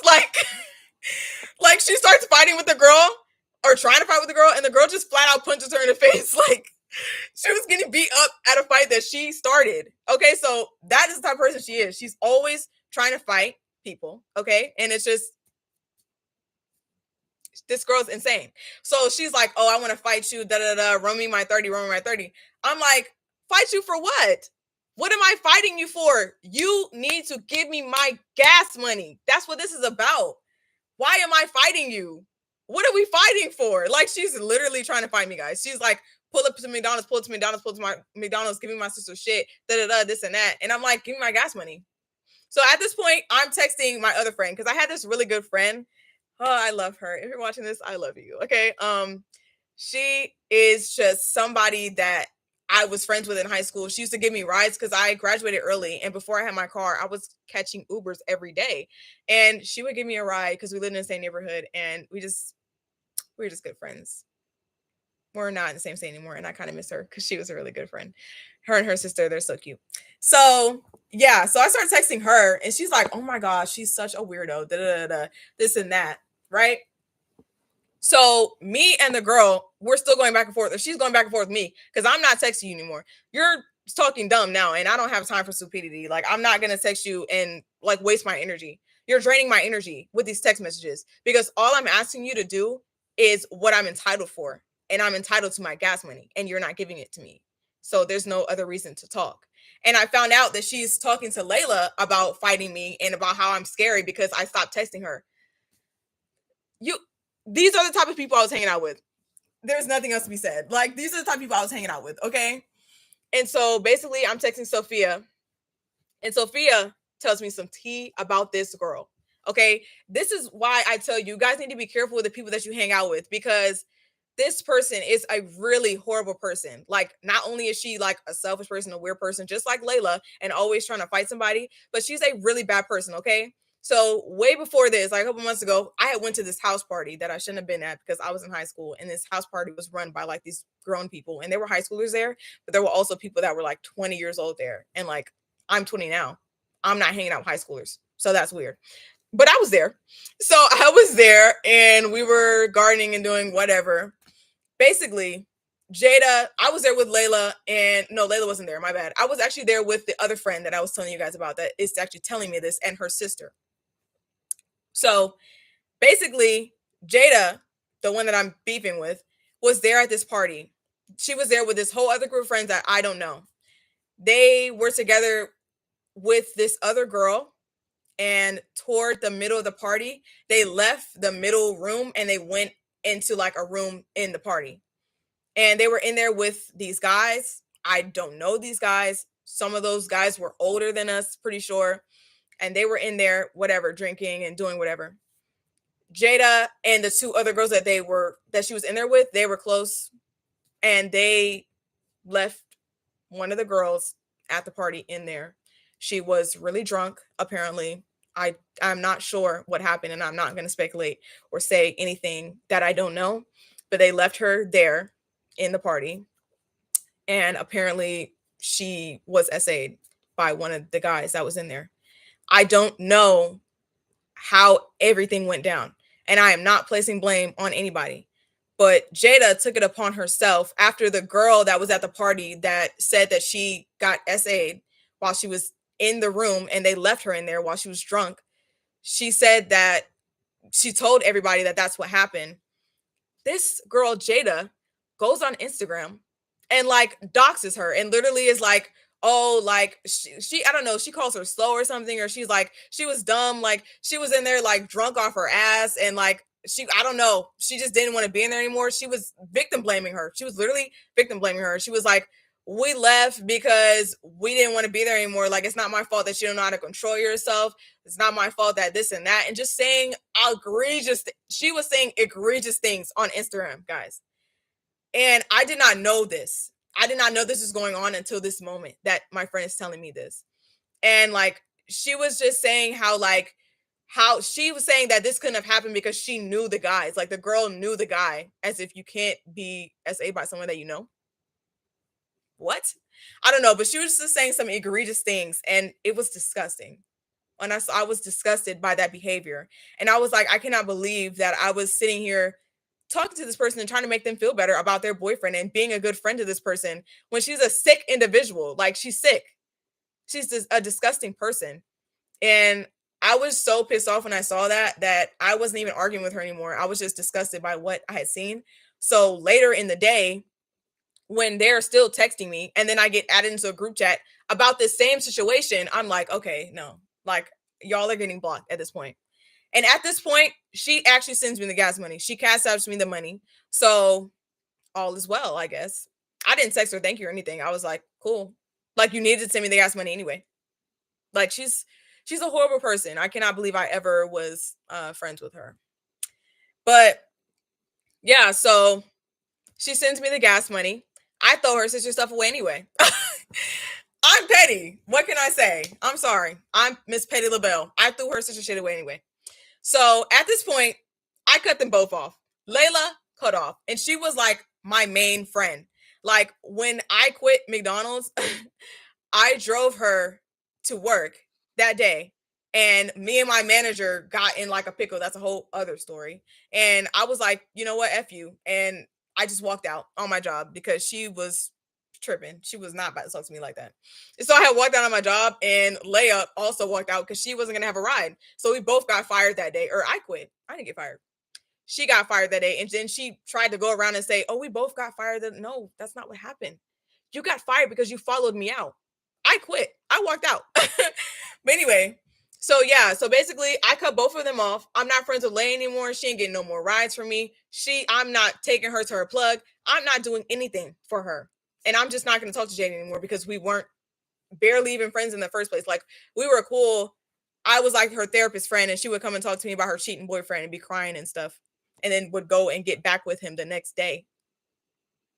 And she took him to prom. Can you imagine how embarrassing that is?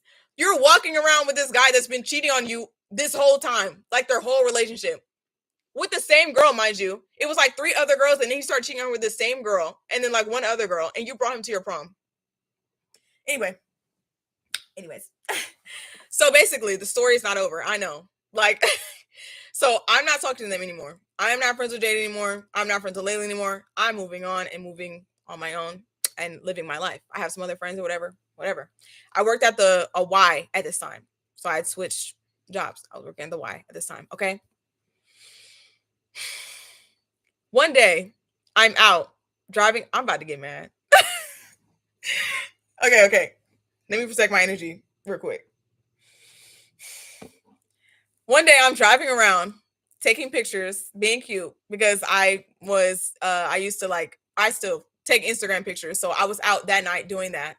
And I had like my little scene and props and stuff. And I was like taking Instagram pictures. I'm driving around, just diddle daddling. Okay. I stopped at the smoke shop, not to go to the smoke shop, but I stopped like in the parking lot.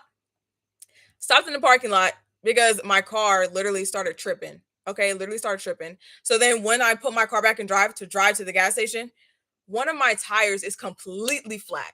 Like, it's completely flat.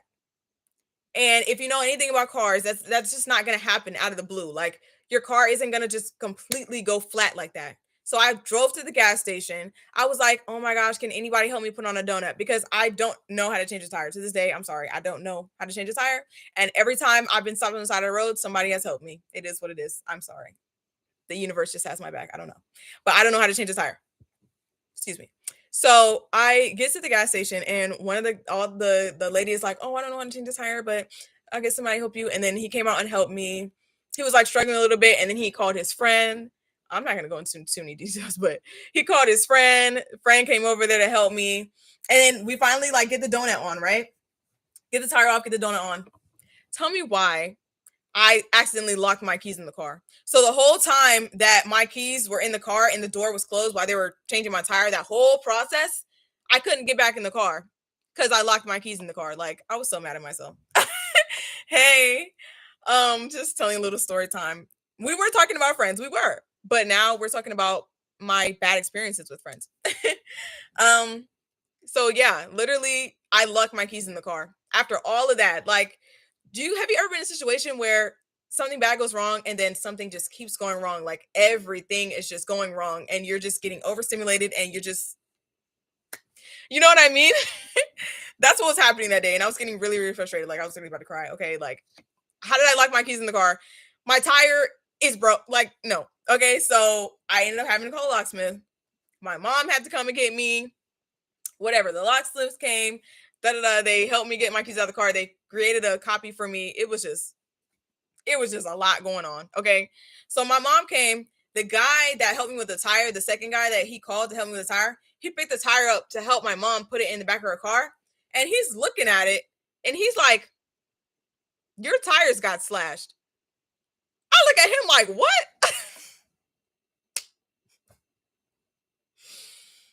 I look at him like, sir, what are you talking about?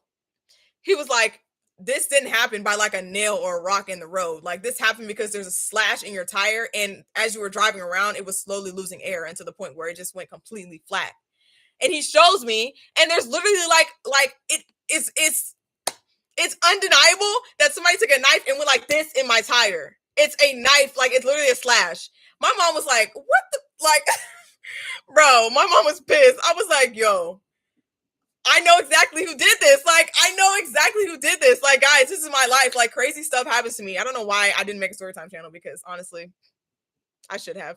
But like, my tires got slashed. Like, they're that petty. They're crazy. Like, I was like, wow.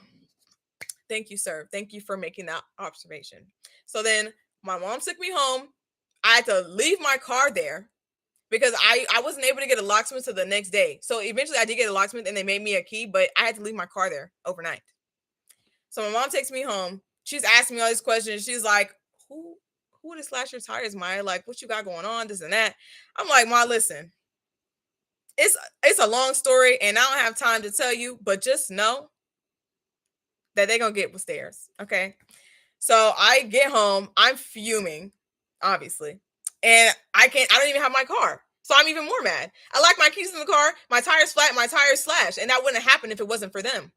And then being mad over what? I didn't even do anything to them. I did nothing to them. Right? So I get home. I don't text nobody. I'm not unblocking nobody, nothing. Okay. I had work the next day. So I went to work. The next day after that, I know where Leia works. So I went to her job and I asked her, did you slash my tires? Or if you didn't slash my tires, you know who did, because it was either you or Jada. She's talking about, oh, I don't know. I didn't slash your tires. Da, da, da. And I swear she had like the littlest smirk on her face. And if I wasn't such a spiritually grounded person, I would have snatched her over the counter. But I didn't do that, okay? Because I have respect for myself and I have respect for other people. And she's at work at Food Lion, okay? And people are in here, and I don't want her to get fired from her job. But if I was any less mature and any less older, I would have snatched her over the counter. But it's okay. I remained calm. And I didn't let another person take me out of my energy. So I'm like, okay, like, I know that you know who did it. I know it was either you or Jada. I know y'all slashed my tires for no reason because I don't want to be friends with you anymore. Like, so I was like, okay. And I left. My job has cameras in the parking lot. So I went there and I was like, hey, like, I think I need to file a police report. I think somebody slashed my tires. Like, I was going to press charges on them because I was that mad. I was like, dude, like, no. Right. So I asked them to see the cameras. We are reviewing the cameras, but I parked so far in the parking lot. I parked all the way in the back that they couldn't see my car. Like, they literally could barely see my car. They couldn't see my car. And I was like, I don't know what day it's on. So it had to have been in the time of last week because, I mean, it's a tire. Eventually it's going to go out. It couldn't have taken a month to do this. So it had to have been the last week. So I'm like, can we go through like the days and stuff? They were kind of not trying to help me. That's a whole nother story for another day. Like, that job, all the drama. And you're working at the Y with children. Like, why can't we just be happy? But anyway, they couldn't see anything. So even if I called the police, I didn't have any evidence that they did it. So that's when I just had to journal about it and take it to spirit, because I was like, you know what? I'm not going to allow this to affect my energy. I'm going to stay grounded and aligned within myself, because if I continue to let this fester, I'm going to end up fighting these people, and we're not going to do that. So I just had to get a new tire. Actually, I got all 4 new tires, and had to let it go. Yeah, they slashed my tire, and over nothing, over gas money, a jacket, and some lip gloss, and me not wanting to be their friend anymore. So those were the type of friends that I was hanging around in high school. So best believe I definitely know what type of friends I want in my life, and the friends that I'm going to attract are going to be just as good people as me, because that is all that I deserve. And all those experiences taught me what I know today, and they were all necessary, even if they were bad, because a lot of them were bad. But yeah, girl, why did this turn into a story time? Y'all be doing me. Like, why did y'all rope me into that? I wasn't coming on here to tell you a story time. I don't be telling y'all stories because honestly, like, I have a lot of crazy stories, but I don't be wanting to tell stories because I just don't want people to judge me. And the way that my YouTube channel is set up, it's like, that is who I am. But a spiritual person is still a human being, and you're still going to have negativity in your life. You're still going to have times when you were not your best. And that is what it is. I'm a human being, and I made decisions that I'm not proud of. and I was friends with people that I'm not proud of being friends with. But it is what it is, you know what I mean? And that doesn't negate my spiritual journey, and that does not negate the things that I've been through, and that does not negate that I'm a good person today, and that I was a good person then. I just made bad decisions. I was a teenager. But I just don't want people to judge me, because people be doing too much. Like my last live, I literally had like somebody DM me saying that it wasn't sexual assault because he was my boyfriend or something like that. I couldn't even read the message because I was like, people are sick. People are crazy. So if you watch my last live, then you know what I'm talking about. But yeah, like, I guess I shouldn't care about people talking about me or judging me. So maybe I'll tell you guys more stories so that you guys can learn from my mistakes. But yeah, exactly. Like, I'm just trying to be vulnerable with you guys, and I want you guys to learn from me, and I don't want you guys to do what I did. So I had to tell you, because it was a part of the story, that I was driving under the influence, and I would never do that again. I never did that again because I almost died. And I'm telling you guys what it is, because I don't want you guys to make that same mistake. And I know that I have a lot of viewers who are younger than me and who are at that age where I was doing all this dumb stuff. And so, you know, I had to tell you guys. And if you guys want to judge me, then judge me, okay? But I'm still fly. Or protect your car. Crashing and also letting random energies in and slash tires. Literally letting all that energy in. You got to protect your environment. You got to protect your energy, period. And I was not doing that. But I know better now. I know better now. Yeah, we all have our moments. Like, we've all been there. We've all been there. What has your experience been using dating apps to attempt to meet people? I'm very introverted. I'm trying to get myself out of my shell, so I've been considering downloading one. I say that you should. It sucks that that's the norm for meeting people, but I say that you should, because it helps you get out of your shell, because you can like chat with people first, because when you meet people in real life, you just have to talk to them. There's no screen. But on a dating app, it kind of sucks because you're like looking at people, how they look and stuff, and that's not really fair, because personalities shine brighter than looks. But that's just the reality. So you get to chat with people and meet people, and then you can plan when you want to actually meet up with somebody. Always meet in a public place. Never just be meeting somebody at their apartment or in their car. Do not do that. I'll be disappointing you. Don't do that. Okay, that's not safe. Meet in a public place in the light of the day. And it's nighttime right now, but I'm just saying, in the light of the day, and feel people out and vibe and have fun. So I would definitely say that you should do it. It's fun also. It can be kind of like addicted to like swipe right, swipe left, but there's a lot of, you have like Tinder, Hinge, Bumble. There's this like new app called Pulse now. I don't know all the dating apps, but yeah, I definitely would like recommend it. I say it's a good way to meet people, and because of how hard it is to connect with people in real life now, I would say that it can be easier sometimes, especially if you don't go out that much, which you should be, but baby steps. How about making friends post high school? I fell out with literally everybody. That's literally me. Like, I'm literally trying to make friends in my adulthood because I'm not on a talking wave with people that I went to high school with. And you just have to get out of your comfort zone. You have to go outside, go to events in your city, go to the club if you're of age, go to parties if you're of age, do things and get involved with people. You got to get involved, and you got to be extroverted a little bit. Like, sometimes you got to approach people because you meet the best people, because somebody might be like, dang, like, I was kind of scared to talk to you, but you came up to me, so now we can talk, and yes, you wanted them to come to you, but sometimes the universe is just trying to teach you something, so go talk to people, involve yourself with other people. That's like the best thing that I can say. You just have to put yourself out there. Have to. And like, you can even like, this is something I do because like I said, I'm autistic and I do like scripting. Sometimes on my notes, I'm like writing down like a list of conversation starters. I'm exposing myself, but I don't care. I write down like a list of conversation starters. Like, sometimes they come off the fly and I'm like, yo, I really like your shoes. A compliment always gets me in the door. Compliments always get you in the door. So just give somebody a compliment and then keep the conversation going from there. Especially if you don't like small talk. I love starting a conversation like that because I don't like small talk. So I like have a list of conversation starters in my head or in my notes.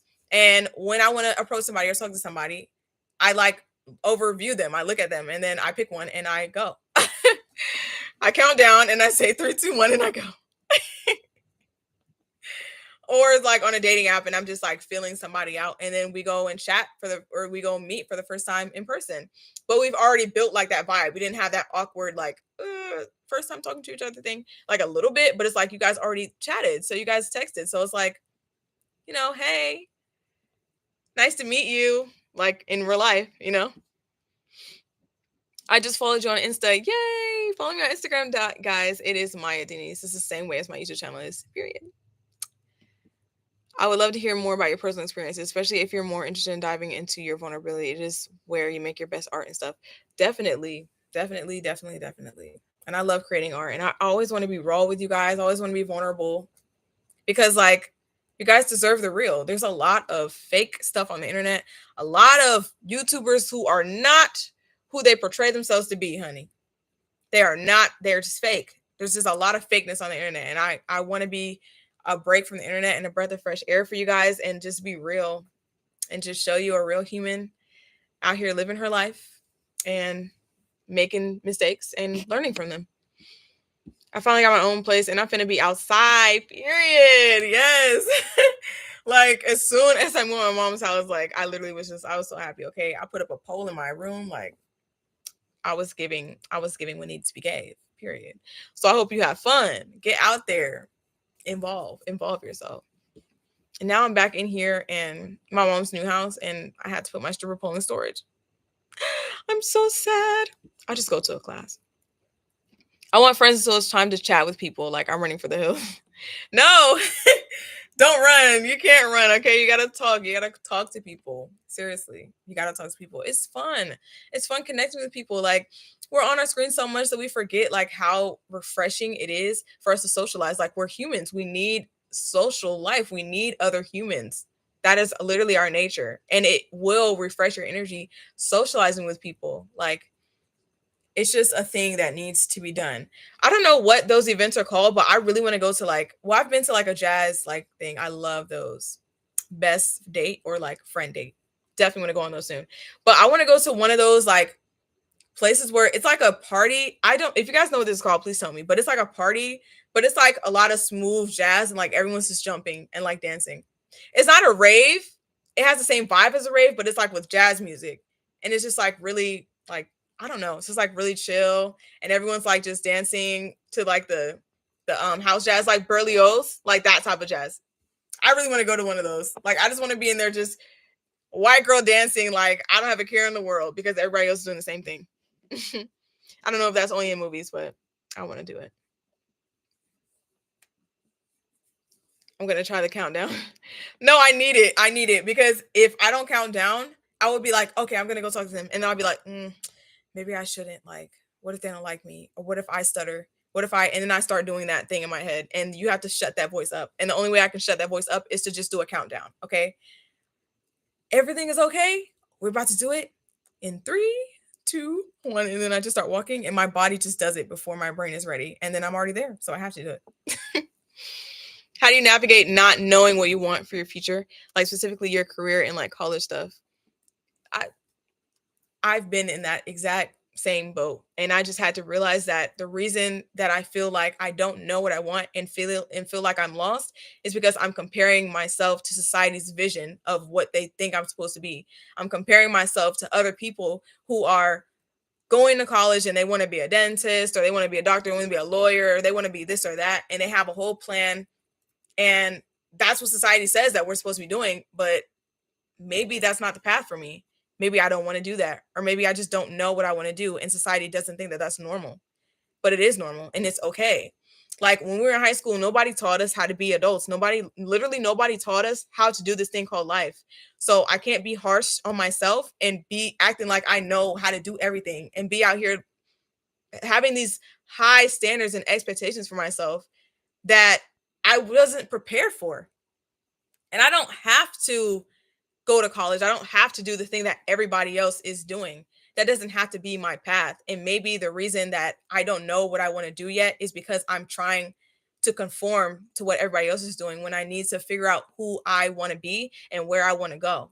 And for me, that's what it was. I had to figure out who I wanted to be. And junior year was really, really hard for me. Junior year was my worst year of high school. I felt so much pressure because I didn't want to go to college, but then I did want to go to college. I didn't know what I wanted to do. I felt like I was stupid. I felt like I was lost. I felt like everybody else was ahead of me. And that wasn't true. I'm on my own journey, and I'm comparing my 100% of life to somebody else's 10%. Somebody could be going to college and they don't even want to go to college. Their parents are forcing them to go to college. I've seen that happen a lot of times. And you just have to be real with yourself and sit down and say, what do you want in life? What do I want my life to look like? Once I know what I want my life to look like, then I can break it down and get to actionable steps to get there. Like some things I just think about like that. And I'm like, I want to be an artist. That's what I realized about myself. I didn't want to go to college. I did go. I went for 2 years and realized that I was trying to conform. And I don't want to perform anymore. I want to be able to live my life and be my most authentic self. And every part of my journey is needed. Even the parts where I felt lost, even the parts where I felt like I didn't know if I was going to make it. That's what I needed. I needed those parts to help build me up. Character development, okay? And so it's okay. You're not lost. You're comparing yourself to other people, because you wouldn't feel like you were lost if you didn't see other people being better or doing more, you know? So just take it slow, take it day by day, and do some journaling. Figure out what you want in life. If there were no expectations, if you didn't have to work a job, if you didn't have to conform to anything, what would you do? And once you know the answer to that, figure out how you're going to get there, because you can do it. Anything is possible. Anything is possible. You have infinite time. Nobody is in your way other than you. People say you had to be married by 30. No, you don't. That's just what people think. You can do whatever it is that you want to do. So I would take a real hard look at myself and figure out, what do I want out of life? Yes, the white girl dancing. I am so for the white girl dancing, okay? I don't even care. In the club, we all fam.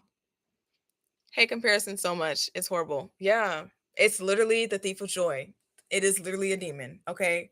And it's so much worse now because the internet, social media, we see it everywhere. And these companies are making a lot of money off of it. The beauty industry, okay? They're making a lot of money off of making you feel like you're ugly.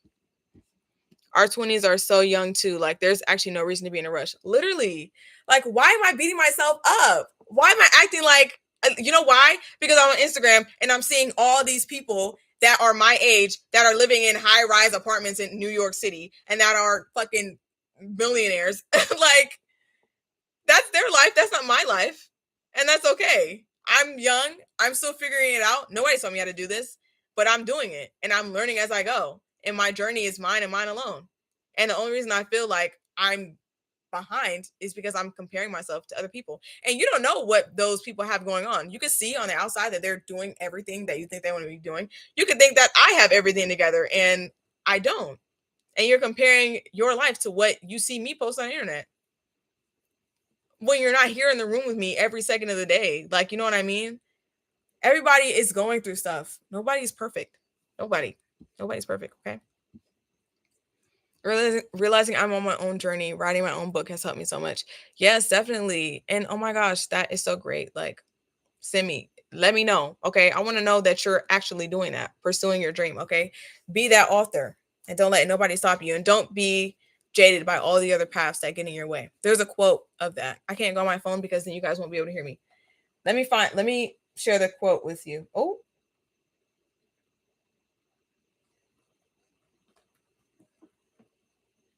let me share the quote with you guys. Sorry, my mom just texted me something crazy. Okay, never mind. My notes app isn't working. But the quote is basically, don't get distracted by all the other paths across your own. And that just basically means that if you have a goal, if you have passions, you have something that you're trying to achieve, stick to that, work on that, and don't let anybody or anything come in the way of that. And also realize that there might be a lot of things that you're good at, but they're not things that you're going to pursue full time. Like, I'm kind of good at singing. I don't have a passion for that. I don't want to make music. I want to make art, like on a canvas. I want to do like traditional art. That is art, but you know what I'm saying? I want to do a different type of art form. So I'm going to focus on that and doing that because that's what I want to do. Or I don't want to be a professional like teddy bear maker, but I'm good at it. But I would rather be doing this. Like, you know what I mean? Don't be distracted by those other things, you know. Find ways that you can integrate those things into what you're doing, but focus on that one thing that you can't stop thinking about. Period. What is your advice for women turning 19? No different than you turning 18.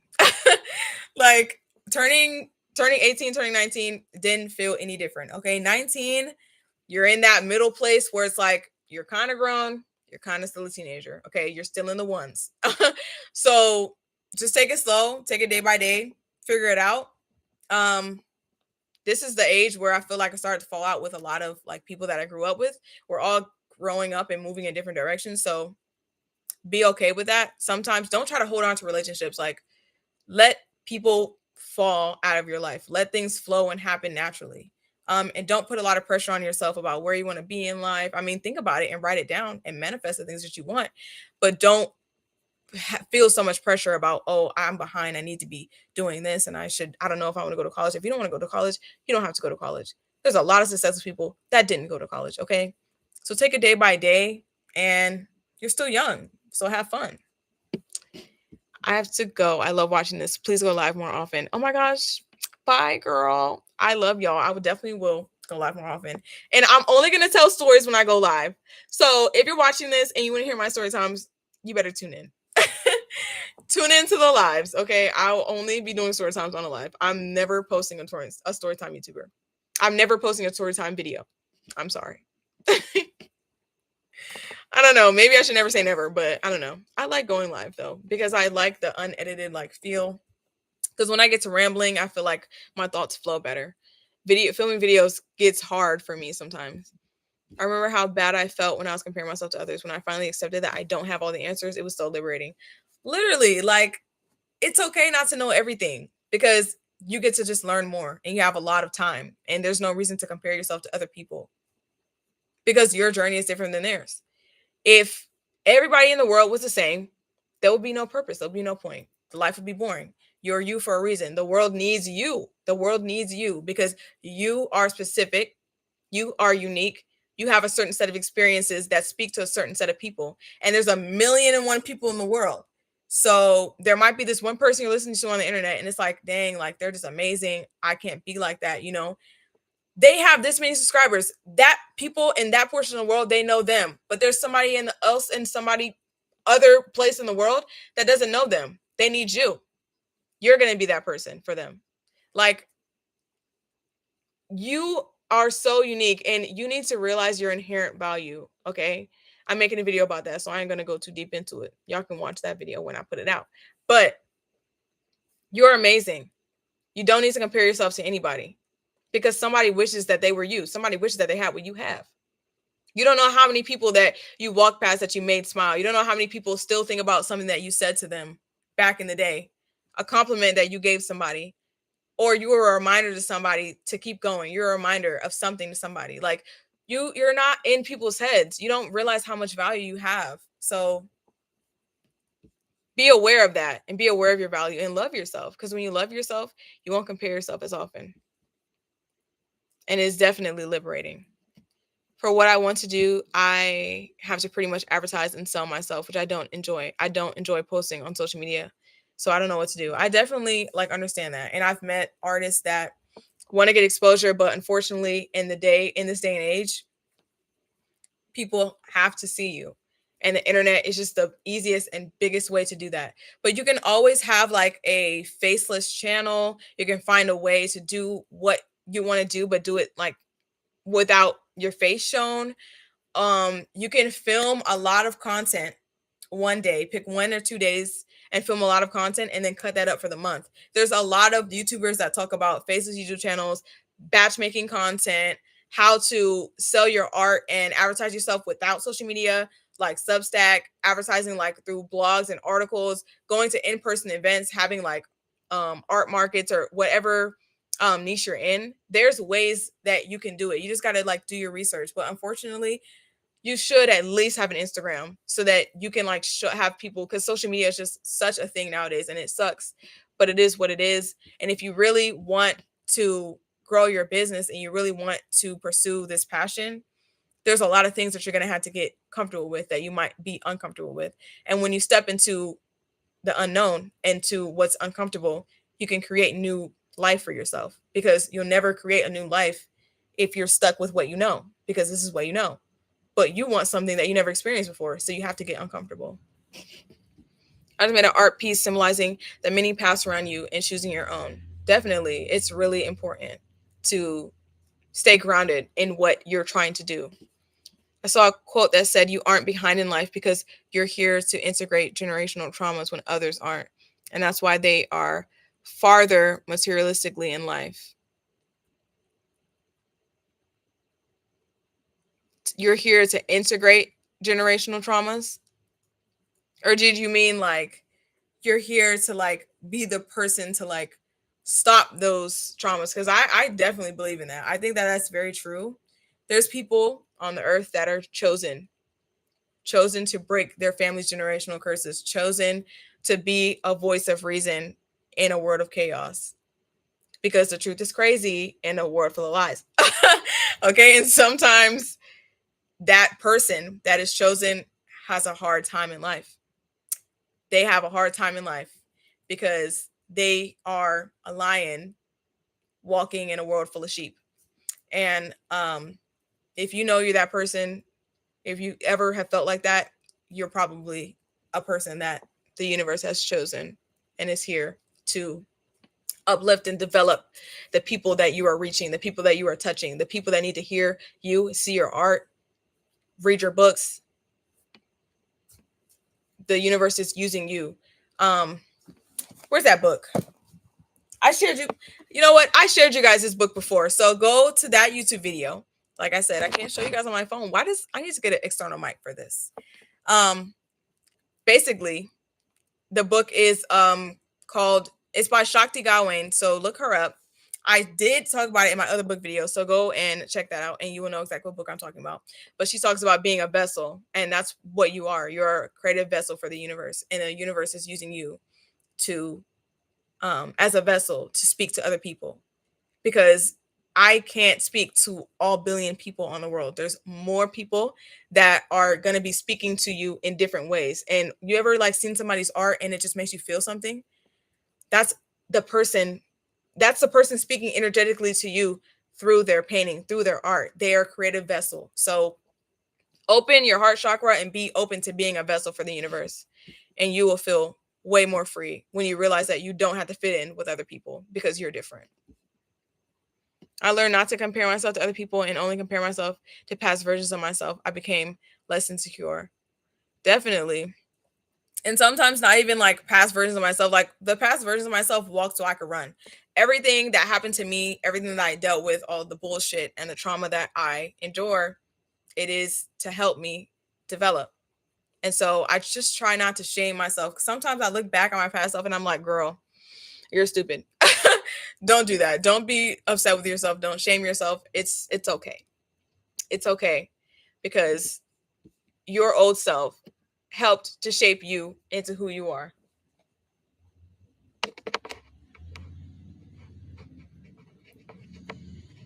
Oh my gosh. Everyone's experience is unique and perfect just as they are. Period. Period. Okay? Because the world ain't never seen you. So show the world who you are. I really talked about how much value of ourselves we aren't aware of in one of my YouTube videos.